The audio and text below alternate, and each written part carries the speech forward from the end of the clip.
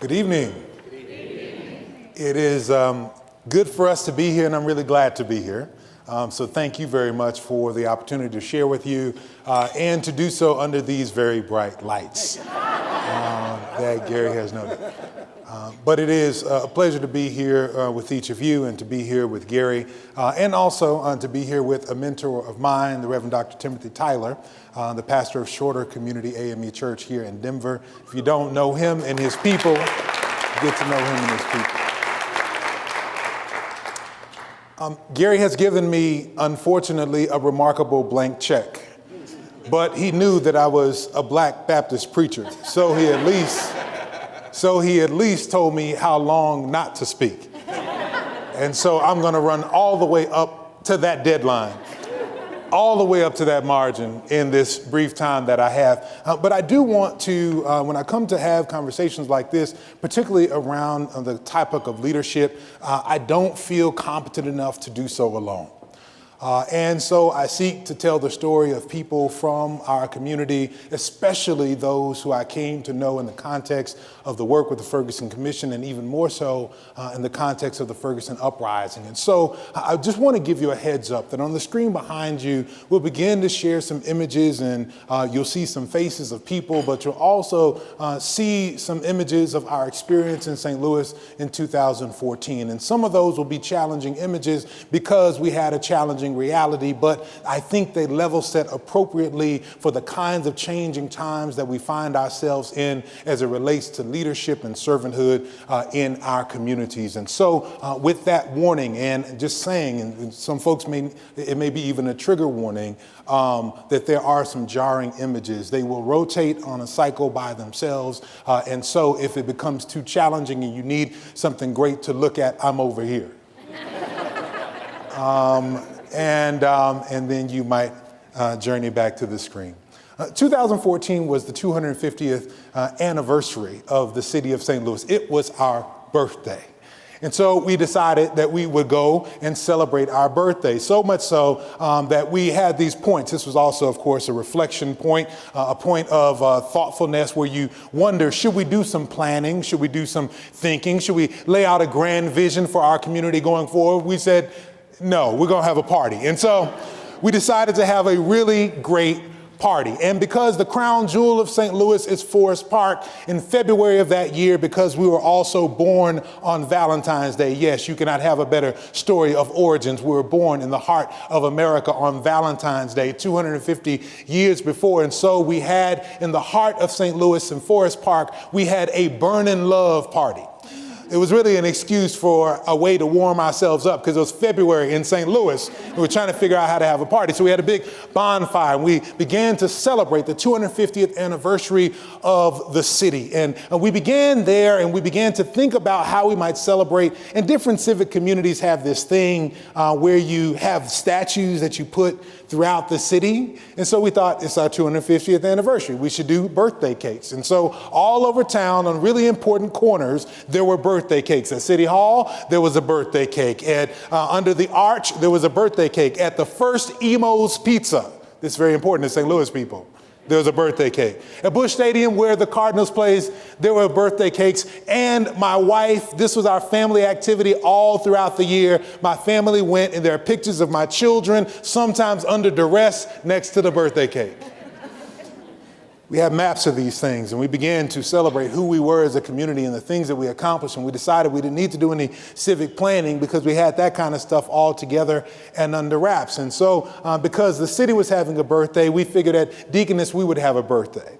The Deaconess Foundation is a grant-making organization that advances child well-being in the St. Louis metropolitan community by investing in public policy change in ways that will be family and child-friendly. So we invest in organizing and advocacy and public policy work and capacity building and leadership development for wonderful leaders like all of you who will go and make change for our children. And 2014 was the 125th anniversary of the Deaconess mission in St. Louis. Founded as the Evangelical Deaconess Society of St. Louis in 1889. It was established to care for German immigrants who were not cared for in the city's public health system. So they reached into the resources of their own culture and their faith tradition. And they said, we remember this order of women who consecrated their hearts and their lives to learn nursing and theology to give care to us. And so we might give care to one another. And so that journey began in 1889. And over the years, it evolved to become a hospital and then a health system. And then with the consolidation of the healthcare industry in the late 1990s, converted to become a foundation. And that's where we came from. And so we figured we'd have a party too. 125 years worth of the city's history, we've been healing, teaching, and caring for others, and we thought we ought to celebrate. And we began to do that with our partners in the life of the church. So in February, St. Louis has a big party. In April, we have a big party. We do so on the campus of Eden Theological Seminary with our partners from the church to focus on our mission. And then in June, we all had something to celebrate. St. Louis is known for its philanthropy. As a matter of fact, there is this plane called the Spirit of St. Louis that is hung in the Aviation Museum, the most visited museum in the United States in Washington, D.C. The Spirit of St. Louis, flown by Charles Lindbergh, was named that not because he was from St. Louis, not because he had anything to do with St. Louis, but people in St. Louis paid for the plane. True story. We're known for our philanthropy. And in June of 2014, giving us something more to celebrate, St. Louis was named at the top, the #1 metro market. I ain't hating on never, I'm just saying. Named at the top of Charity Navigator's Metro Market Survey of Charitable Metropolitan Regions. We have a leading, I've learned not to say the, Gary. People get upset with me. We have a leading United Way in our community. Is that okay, Eddie?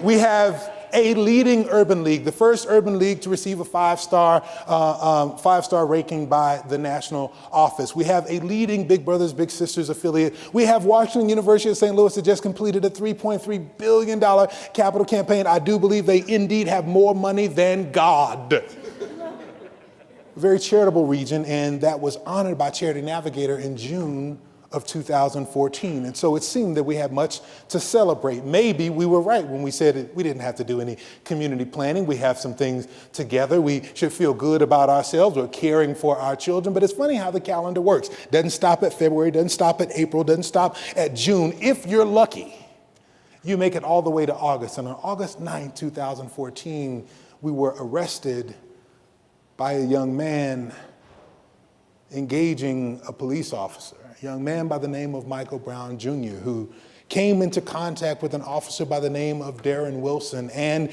where they found themselves was uniquely, if I could exegete the geography for a moment, they found themselves interacting with one another on the dividing line between an accredited school district and an unaccredited school district. And Michael graduated from a non-accredited school district. You may not have as many categories for school districts here in Colorado. So let me tell you how we came up with that last category. The last category, non-accredited, was the category that we came up with just for Michael Brown School District, because we have this law that says if you're in an unaccredited school district, then the accredited school district next door has to take you, and the district has to send resources for you to go, has to take care of your transportation costs. But when this predominantly black school district was called unaccredited, and those African-American students began to go into these predominantly white school districts, we were faced with the ire and the image on our news of gymnasiums full of white parents telling little black children to go home. And so Mike was the last class out of the Normandy School District before we had to recreate something called the Normandy Collaborative District so that we didn't send those students, so that we didn't have those images, but we never really dealt with the issue. And so on the line between an accredited school district and an unaccredited school district, a student who graduated from a non-accredited school district came into contact with a police officer and lost his life. And gathered around him that day, mourning, were young people. Young people like Brittany Farrell. Brittany, who was a Deaconess nursing scholar, a leader of the Student Nursing Association at the University of Missouri, St. Louis. One who I first came into contact with at one of our banquets where we honored our new scholarship recipient. She's about this big. And she had a daughter who was about that big.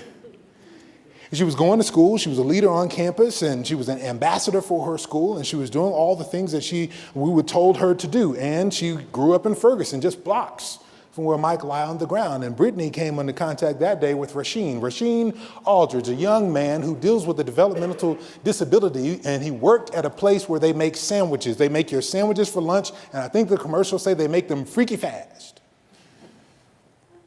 He did that, but he also was organizing with young people to get a $15 minimum wage. Rasheen, who came into contact with Brittany that day, looked over and he saw Tori. Tori, who was in those apartments near Canfield Green because he had started college but not finished because college is expensive, y'all. But he was still committed to community and he liked sports. So he was organizing young people in the neighborhood in order to engage in sports, doing recreation. And so what happened on August 9th, 2014, for the 4.5 hours that Michael Brown lay on the ground while his mother, Leslie McSpadden, was trying to get to his body behind the yellow police tape and trying to get to him as he expired in the middle of the street before he was taken away, not in an ambulance, but in the back of a police truck that he was put in and driven out of her sight. Brittany met Rasheen, who met Tori.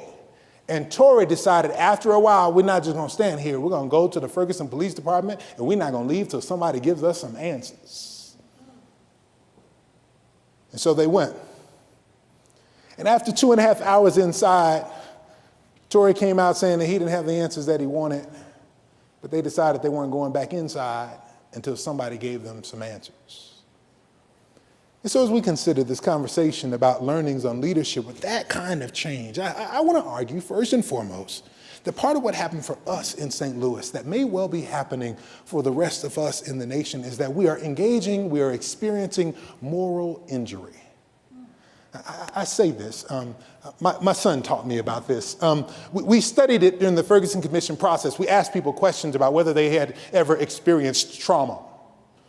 We asked people whether they experienced trauma as relates to racism and discrimination. We asked people whether they believed such. More than 75% of people believe that you could experience such. 80% of people who were there in these meetings that we had all over the community said they had experienced such, they had seen such, but I learned about it before there was a commission. Because at the end of August of 2014, my son Starsky, who was 9 years old at the time, yes, his name is Starsky, we hadn't gotten that creative yet, he's the first child. I was going to pick up my boys from school. I have 3 of them. They were in the back seat of the car, and I had to run to the cleaners after I picked them up from school. And so we were driving, and I'm trying to keep up with what's going on because the promise that Tori made, that Brittany made, that Rasheen made not to go inside, they kept. And so at the end of August, they were still in the streets. They'd been keeping vigil at the Ferguson Police Department every day. They did so for over 300 days. And so there at the end of August, when I'm driving in the car and I want to know what's going on, I turn on the radio and I'm listening to the news. And Starsky hears the news just like I hear the news. And he says, "Daddy, every time I hear about Michael Brown, my stomach starts to hurt." He gave me the first indication of the trauma that our entire region was going through, the moral injury that happens when you think you're one thing and you come into contact with a picture or a mirror that says that you may be something else. We thought we had it all together, and the hubris that we engaged to say, maybe no, we don't need to do any community planning. Those young people said, nah, you need to go back to the drawing board. And so part of my learning from the uprising is that we actually can demonstrate first and foremost. As people ask me to give these talks, I like to talk about Brittany and talk about Rasheen and talk about Kayla and talk about Bruce Franks, who's a state representative in the state of Missouri right now, who in the context of the uprising, when I first met him, everybody called him Oops. Oops? Yeah, Oops. They call that brother Oops. Yeah, Oops. The one with the teardrop tattoos? Yeah, Oops. He was a battle rapper at the time, a battle rapper who was a card-carrying member of the NRA, who owned 2 businesses and ran 2 businesses. And he was a member of the NRA because he said, when they see my name in the mail, Bruce Franks Jr., they don't think it's me. They don't think it's a battle rapper from St. Louis, who's now one of the leaders of the Black Caucus in the Missouri State House of Representatives. I like to talk about them because people think the leaders were somehow on a commission that was blessed by the governor. A commission that began its work in December. I did tell you that they had been in the streets since August. A commission that began its work because the executive had to do something because all hell was breaking loose. So I like to remind people that between August and December, all leadership in our community, as the definitions were changing, was given to us by Oops and Kayla and Brittany and Rasheen and Tori. They led us to the challenge. Why? Because leadership in changing times like this, not just adaptive challenges, leadership when all hell is breaking loose, responding to the hubris of a narrative that says that we have everything together. I'm sorry. You all don't go with that St. Louis narrative. The narrative of American progress through rugged individualism. The narrative that if you work hard and go to school and defer gratification, like Brittany Farrell, if you get good grades and go and do the things that we tell you to do, then you can get ahead. Well, Federal Reserve banks all over the country are having conversations right now about whether a college degree is worth it. Because this is the first generation of Americans, just like Brittany, just like Rasheen, just like Tori, who have done all the things that we told them to do, and they will not do as well economically as their parents. The problem is that the myth of progress through deferred gratification and education has absolutely broken down. What do you do when the story of origins of the United States project has broken down? First, I want to argue that if you are not going to experience too deeply the challenges of trauma that my son and my community in St. Louis dealt with, then the only answer to that kind of hubris is humility. Leadership today requires a humility, and I say that, quite frankly, it is interesting to say that leadership requires humility in a moment and in a time, in a country, in the shadow of elections, in the shadow of 1600 Pennsylvania. I'm sorry, I shouldn't have said that, where it seems that ego is what advances one. Where it seems that being right, you've got to have, I have a friend who, he used to run for office. He held a couple of offices. He said, you know how much ego you got to have to put your name on the line to ask people to vote for you? I've learned in the last 2 years just how much ego one can have. To lead in these times, to truly lead authentically, to create change in the context of a community that is desiring something different, one needs humility. But you got to know what the community desires. We finally got there.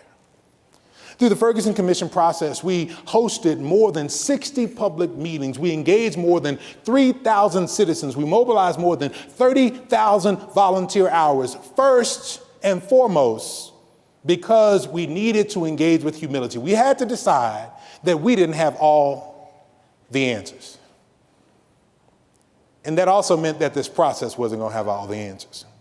I'm kind of a nerd about politics. I was a political science major. I was a theology minor. And so when we decided to accept this call from the governor, I had to see, how do you do this commission stuff? And I sought out and got a briefing paper, myself and my co-chair, Rich McClure. We asked for a briefing paper on commissions and responses to riots in America because, unfortunately, we have a significant body of work on riots, race riots, and ethnic conflagrations in American history. We have been here before. So we got this briefing paper, and I told you I was a nerd about this stuff, and so I looked at the footnotes. In the footnotes, there was a reference to this book by a scholar by the name of Lindsay Lupo. Lindsay Lupo wrote a book that many call the definitive work on riot commissions in America. She studied a century of riot commissions in America. The title of the book gave me significant pause about the fact that I had accepted this job. The title of the book was Flack Catchers. Yeah, it made me feel real good about what I was about to do for the governor. Flag catchers. What we learned in the book was that these commissions are often put together in order to make an executive look like they're doing something, look like they're leading when they're really not. These commissions are put together and they're not given enough time and not given enough money to actually get the work done. And finally, they're put together to operate in the context of what Lupo calls riot commission politics. Now, check this. You ain't on a commission, but check it. Riot commission politics, the process of engaging people to process their emotions over time so that they begin to feel better about the process than they do about their pain and forget the real problem that they were dealing with in the first place. Why do I point that out? Because I've been working in nonprofits now for 20 years and it feels so very familiar. That in the social sector, many of us have gotten used to helping people process the pain, to deal with the problem long enough that they forget the real source of the issue. And we do so to the degree that we even forget that we're there to resolve pain, not to help people deal with it. And so we engage with some humility to say this process is not going to answer all of the questions. And we know that there's no study on the shelf that has answered this issue before. So yeah, we'll have some experts, but we'll say first that the experts are the people who are closest to the problem. Because if you don't have humility, you will be humiliated. Our first meeting, we did all of the stuff that made us look real official. We had a meeting there in the Ferguson Community Center.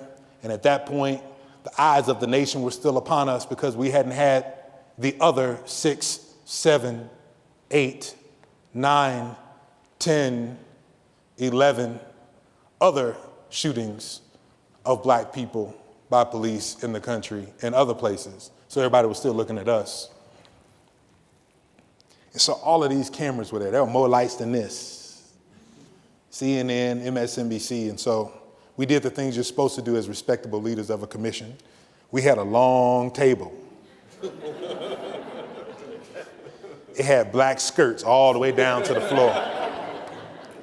We had name plates for everybody with with Mr. such and such, last name only. It looked real congressional,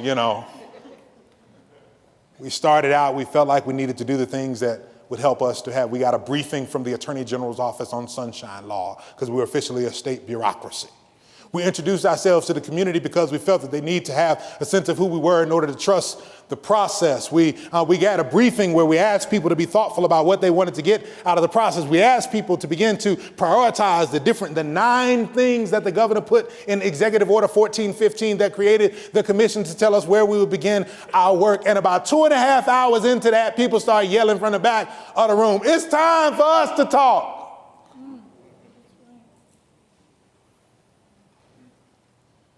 And it wasn't just one.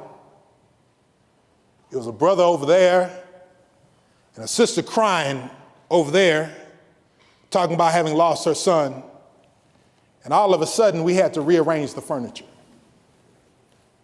We recognized that long black table was actually creating a barrier between us and the people. We hadn't gotten close enough for them to trust us. We recognized that the space that we created for us to talk should have been space for us to listen. We recognized that even the posture of listening had to change. So all of the chairs moved to in front of the table.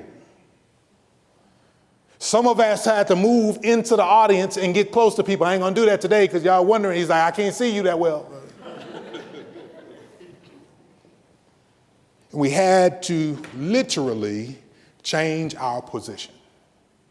Leadership required humility and requires humility, but it also requires proximity. Because leadership is most powerful and most potent when it's closest to the problem. Now, this is the challenge for us. Our community told us what they wanted at the end of the process.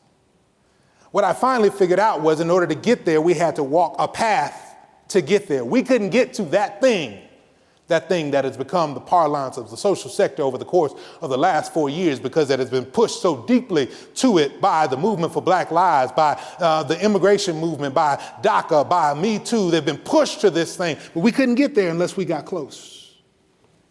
We couldn't listen to the people until we got close. Couldn't get over our hubris until we got close. Because at the end of the day, the parlance before the last 4 years was collective impact. I read more articles and sat in more meetings about collective impact and the 5 conditions of collective impact, and then try to make them fit on all our stuff. And then, of course, you try to make, because I'm a grant maker and I'm not as enlightened as Bonfils-Stanton, I tried to make it fit on all of our grantees. And I know y'all wouldn't do that, but I did that. And so the previous conversation was around collective impact until they had a mea culpa and they said, you know what, this stuff can't be run by professionals. Because if you only do collective impact from 8 to 5, then you can't persistently pursue a problem. But the people who live in a community, the people who have to wrestle with the impacts on their own children, those have to be the people who are in charge of the process if we're going to truly get to the vision that our community said it wanted for itself. Then we got to have humility and we've got to have proximity. But the last thing is we got to have liberty. If we really want to lead in a crazy mixed up world, we got to have humility, we've got to have proximity, but we got to have liberty. Let me say that differently. We got to be free.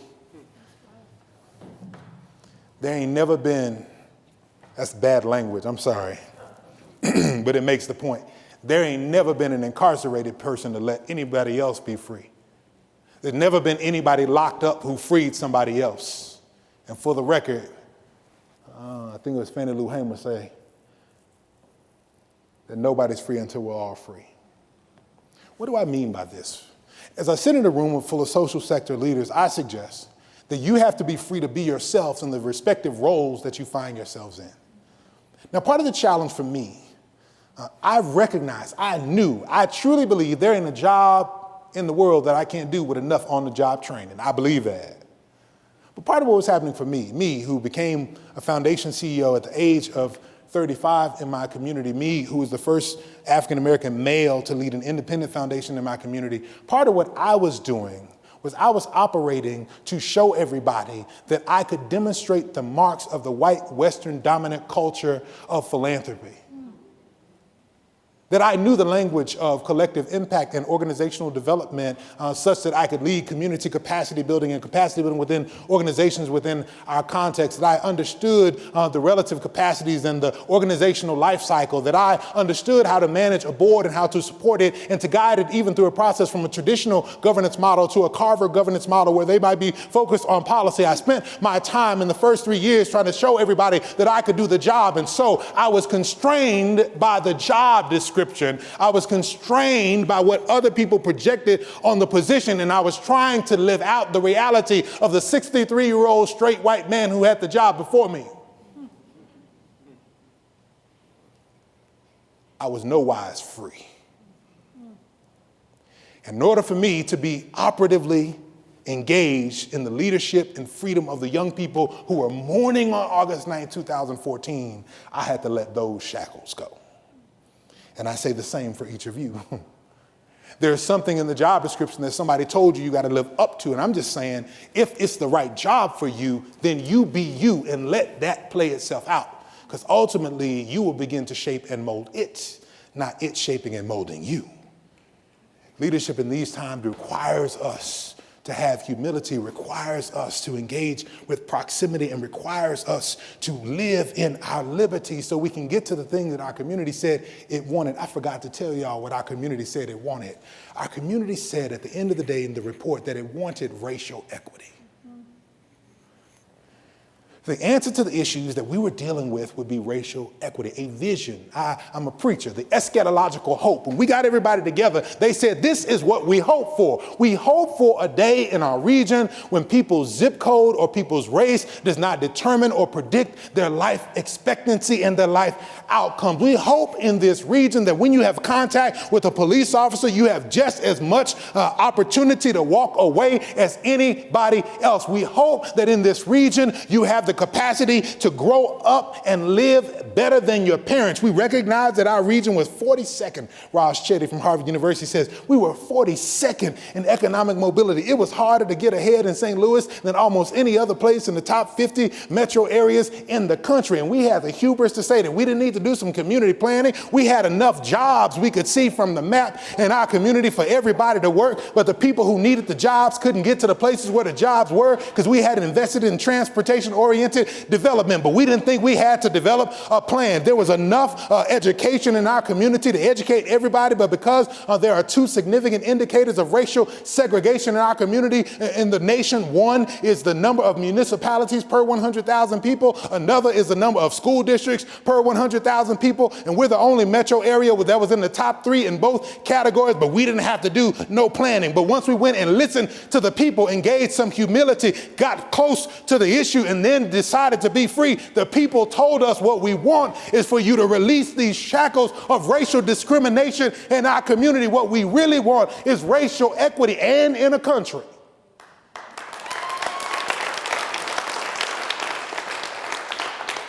whose true story begins with stolen land and indentured servitude.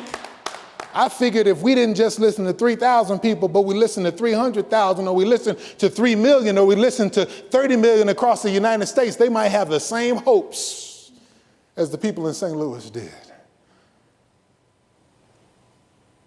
But this is the challenge. I'm right up on my time. This is the challenge that we have to be prepared for.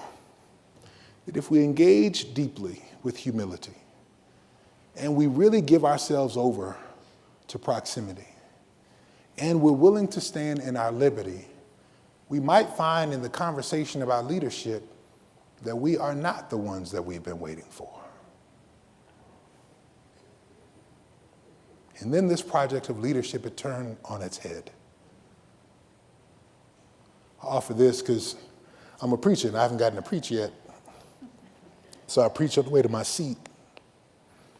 This brother by the name of, a scholar by the name of John Goldengay, a scholar of the Hebrew Scriptures, suggests to many of us who study and live in the Judeo-Christian tradition that leadership was never really what God wanted anyway. Leadership was indeed a divine condescension.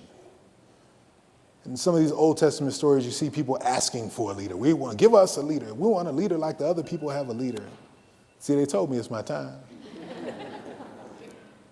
Leadership is indeed a divine condescension. Rather, what is required in moments like these in crazy mixed up worlds is not leadership, but servanthood. He makes a distinction between his servanthood and Greenleaf's servant leadership. Servanthood, he says, is not that one begins to serve and then is called to a position of leadership. No. Servanthood is a deep commitment to model what the covenant with God's justice and God's people looks like. To model what it means to be in deep relationship with one another. To model what it means to pursue justice deeply in the world.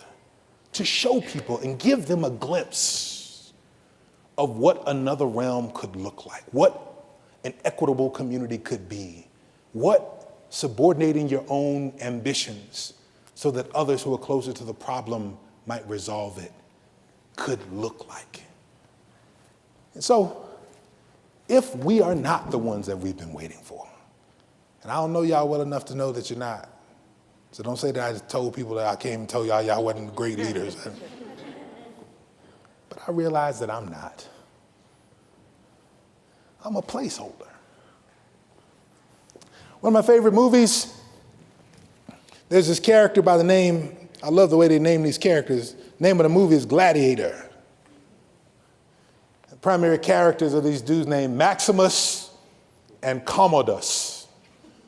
Maximus is the good guy, Commodus is the dude you don't want to be. Maximus is one who's come up through the ranks of the army, great leader, and many people follow him. And so the emperor has decided that it is right for the empire to be again a democracy, to move from this centralized leadership to give it back over to the people. So he brings Maximus in before he is set to die. And he says to him, I'm giving my leadership to you. And it is your responsibility to give it to the Senate. You are a placeholder. If there are people out there who need the authority that I will invest in you, and your job is to hold it until the time comes that they might be prepared to receive it, and for you to create the conditions that they might succeed when they do. I've decided that's all my job is as a leader.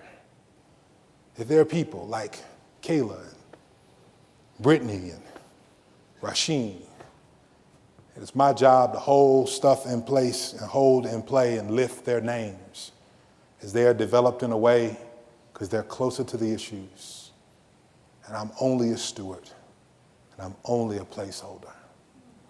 I might not be the only Maximus in the room. And so if indeed they're the ones we've been waiting for, then the responsibility of servanthood is to model and get out of their way. I invite you to join me on the path. Blessings to you.